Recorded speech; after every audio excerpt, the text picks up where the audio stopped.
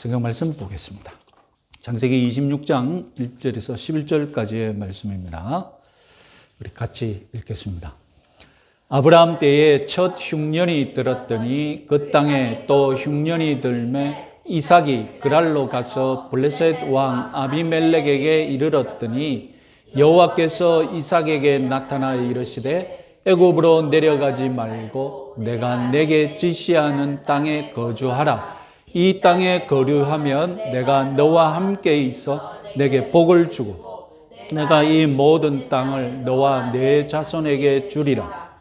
내가 내 아버지 아브라함에게 맹세한 것을 이루어 내 자손을 하늘의 별과 같이 번성하게 하며 이 모든 땅을 내 자손에게 주리니 내 자손으로 말미암아 천하 만민이 복을 받으리라.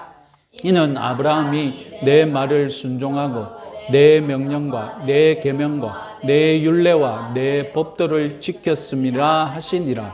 이삭이 그랄에 거주하였더니 그곳 사람들이 그의 아내에 대하여 물으매 그가 말하기를 그는 내 누이라 하였으니 리브가는 보기에 아리따움으로 그곳 백성이 리브가로 말미암아 자기를 죽일까 하여 그는 내 아내라 하기를 두려워함이었더라. 이삭이 거기 오래 거주하였더니 이삭이 그 아내 리브가를 꾀하는 것을 블레셋 왕 아비멜렉이 창으로 내다 본지라. 이에 아비멜렉이 이삭을 불러 이르되 그가 분명히 내 아내거늘 어찌 내 누이라 하였느냐. 이삭이 그에게 대답하되 내 생각에 그로 말미암아 내가 죽게 될까 두려워하였음이로다. 아비멜렉이 이르되 네가 어찌 우리에게 이렇게 행하였느냐. 백성 중 하나가 내 아내와 동침할 뻔하였도다. 네가 죄를 우리에게 입혔으리라. 아비멜렉이 이에 모든 백성에게 명하여 이르되 이 사람이나 그의 아내를 범하는 자는 죽이리라 하였더라. 아멘. 창세기 25장과 창세기 26장은 이삭 부부의 이야기와 쌍둥이 에서 야곱의 이야기가 뒤섞여 있습니다. 그래서 아브람, 이삭, 야곱 이 족보 순서대로 강해하는 것이 듣는 여러분들에게 더 유익하겠다 싶어서 25장보다는 26장을 그래서 이삭 이야기를 먼저 하고 야곱 이야기를 하는 것이 유익하겠다. 그래서 그렇게 강해하도록 하겠습니다. 자, 이삭의 행적들을 얼마나 많이 기억하고 계십니까? 이름은 많이 알려졌지만 특별한 행적은 없는 경우가 바로 이삭의 경우입니다. 이삭은 창세기 26장 이전에도 몇 번 등장했었죠. 창세기 21장에서 사라와 하갈이 이삭과 이스마엘을 두고 싸웠을 때 그때는 아역 엑스트라에 지나지 않았습니다. 22장 아브라함이 이삭을 제물로 바치려 할 때는 이삭이 주인공인 것처럼 보입니다. 내 아버지여 불과 나무는 있거니와 번제할 어린 양은 어디 있나이까. 그러나 그 대사가 다 전부였습니다. 알고 보면 이삭은 한 줄짜리 대사를 말하는 조연에 지나지 않았고 주연은 누구였습니까? 역시 아버지 아브라함이었습니다. 심지어 24장 자신의 결혼 문제를 다루는 데 있어서도 주인공은 누구였습니까? 아브라함과 종이었죠. 시간이 흘러 아브라함이 죽고 이삭 자신도 아버지가 되었습니다. 드디어 주연으로서 뭔가 많은 장면을 만들어낼 것 같습니다. 성경도 이제 본격적으로 이삭의 생애를 주목하는 것 같습니다. 그런데 흥미로운 사실은 그의 주인공 역할이 창세기 26장 단 한 장으로 끝난다는 겁니다. 문맥으로 보면 27장부터 초점은 아들들에게 맞춰집니다. 이삭은 다시 조연이 되고 맙니다. 이삭이 아들의 처지였을 때 너무 유명한 아버지 아브라함 때문에 주목을 받지 못했습니다. 이제 이삭이 아버지가 되어서 좀 비중 있는 역할을 하려고 하니 역시 너무 유명한 아들, 하나는 멍청해서 유명하고 하나는 너무 얍삽해서 유명한 아들들 때문에 조연으로 생을 마칩니다. 그 바람에 이삭에 관하여서는 드라마틱한 이야기가 알려진 것이 없습니다. 이것이 이삭 생애의 특징입니다. 창세기 26장은 이삭의 신앙에 관해 두 가지 모습을 알려주고 있습니다. 첫 번째는 아내 리브가를 누이라고 말하는 이삭. 두 번째는 우물을 양보한 이삭. 우리 주일학교 공가에 빠짐없이 이런 제목으로 등장하죠. 이 이야기를 통해 독자들은 겉보기에 거짓말과 양보에 대해 가르침을 주고 있는 것처럼 느낍니다. 이삭이 유일하게 주인공으로 주연한 창세기 26장의 기록 목적 무엇이겠습니까?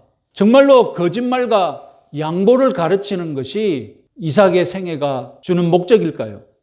그렇지 않습니다. 26장의 기록 목적은 이삭이 어떤 믿음을 가졌는지, 아버지 아브라함과 같은 믿음인지 다른 믿음인지 그것을 우리에게 가르쳐 주는 것입니다.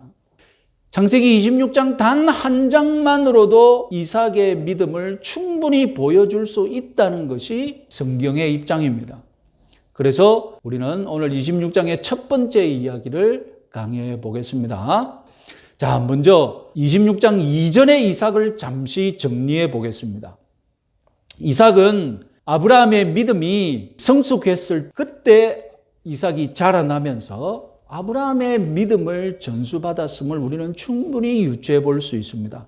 그 대표적인 사례가 모리아산에서 희생제사를 드린 사건이죠.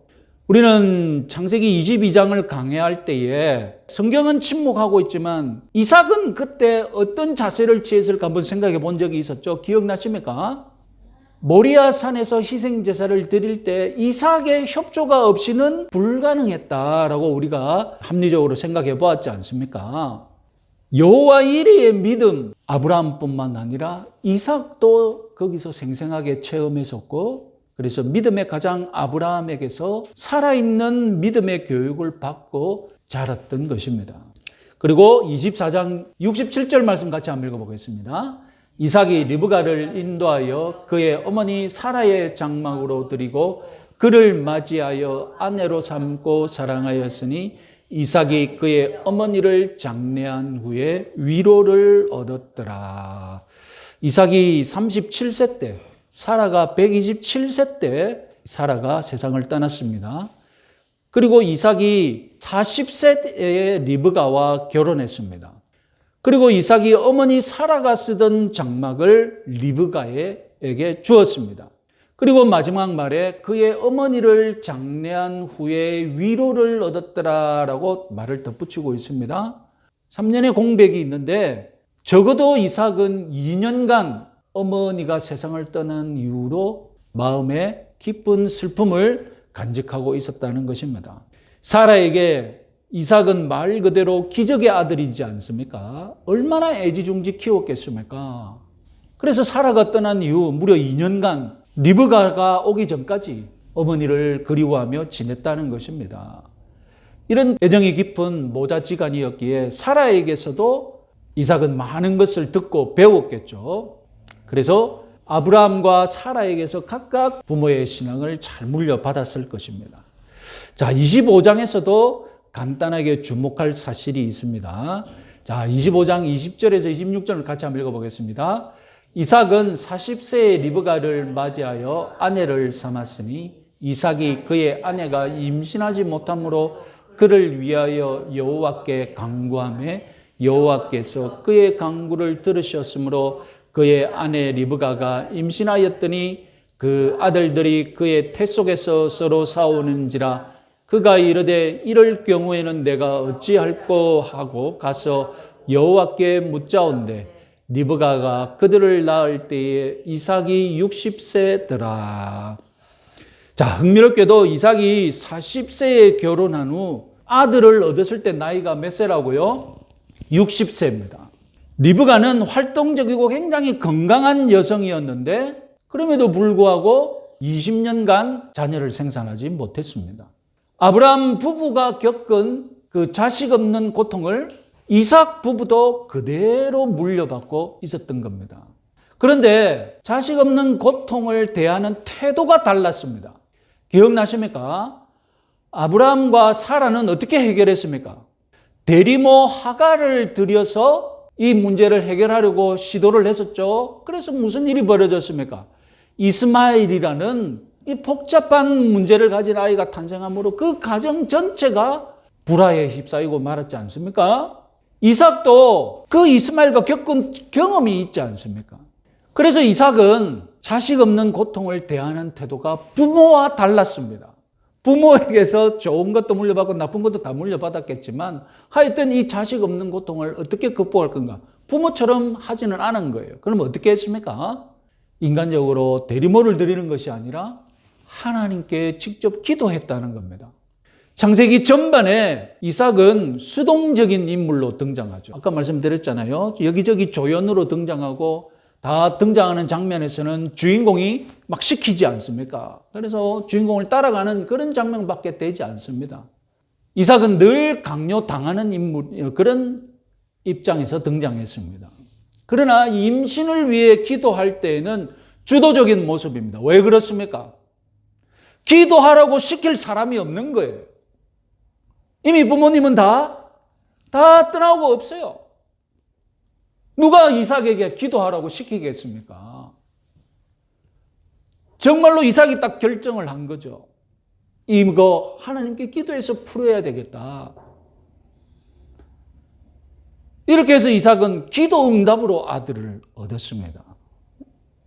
성경에서 첫 번째 경우입니다. 하나님께서도 기도하는 이삭이 아버지 아브라함보다도 더 대견스러웠는지 아들 한 명이 아니라 쌍둥이로 주셨어요. 남편이 이렇게 신앙생활을 하니까 아내도 본받겠죠? 임신 기간 중에 배가 너무 아프니까 견디기 힘드니까 리브가 또 어떻게 했습니까? 하나님께 기도했지 않습니까? 이처럼 부부가 임신을 기도로 문제 해결해서 응답받는 경우 역시 성경 전체에서 이삭 부부가 처음입니다. 얼마나 여러분 좋은 신앙을 가졌습니까? 이렇게 좋은 인상을 가지고 이제 본격적으로 이삭 부부가 주인공으로서 처음 등장하는 우리 26장을 주목해 봅시다. 이렇게 좋은 믿음을 가진 이삭 부부가 26장에서는 어떻게 행동할까요? 자, 흥미롭게도 이미 낯익은 배경입니다. 성경은 친절하게도 자세히 설명해 줍니다. 1절 같이 한번 읽어보겠습니다. 아브라함 때에 첫 흉년이 들었더니 그 땅에 또 흉년이 들매 이삭이 그랄로 가서 블레셋 왕 아비멜렉에게 이르렀더니. 아브라함 때의 일을 기억하십니까? 아브라함은 기근을 만났을 때 어디로 갔습니까? 아예 애굽으로 내려갔지 않습니까? 애굽에 뭐가 있길래? 나일강이 있기 때문이죠. 이삭 시대에 두 번째 대흉년이 일어났습니다. 이때 이삭은 블레셋 왕 아비멜렉 땅을 도피처로 선택했습니다. 아니, 그럼 이삭이 왜 아비멜렉에게로 갔겠습니까? 자, 창세기 21장 22절 이하를 보면 아브라함과 아비멜렉이 평화조약을 맺는 장면이 있었습니다. 기억하시죠? 이 조약은 자손 대대로 유효합니다. 그래서 힘겨운 가뭄의 시기를 견디려면 물도 있고 도움을 받을 수 있는 그런 곳으로 가야 하는데 이삭이 떠올린 것이 무엇입니까? 우리 아버지가 평화조약을 맺었던 블레셋 왕이 있었지 하면서 그리로 가서 도움을 청해보자고 했던 겁니다. 그럼 흉년을 피하기 위한 이삭의 계획, 블레셋으로 가는 것 말고는 없었겠습니까? 이것이 전부였느냐? 하나님께서 이삭 마음 속에 숨겨두고 있었던 또 다른 계획을 집어내십니다. 2절 말씀 같이 한번 읽어보겠습니다. 여호와께서 이삭에게 나타나 가라사대 애굽으로 내려가지 말고 내가 내게 지시하는 땅에 거주하라. 아비멜렉에게 가는 것이 첫 번째 계획이라면 이삭이 아직 밖으로 드러내지 않은 숨겨둔 계획은 무엇이었습니까? 2절을 보면 애굽으로 내려갈 계획을 2차로 두고 있었던 거예요. 역시 아브라함 때처럼 아브라함이 나일강이 있어서 가뭄 때 내려갔던 것처럼 물이 풍부한 애굽으로 내려가려고 했던 겁니다. 아까 말씀드렸죠. 아브라함에게서 좋은 것도 물려받고 나쁜 것도 물려받고 다 물려받았다고. 아브라함은 애굽으로 가는데 그때 하나님은 막지를 않으셨습니다. 이에 비해 이삭의 경우에는 하나님은 애굽으로 내려가지 말라고 막으십니다.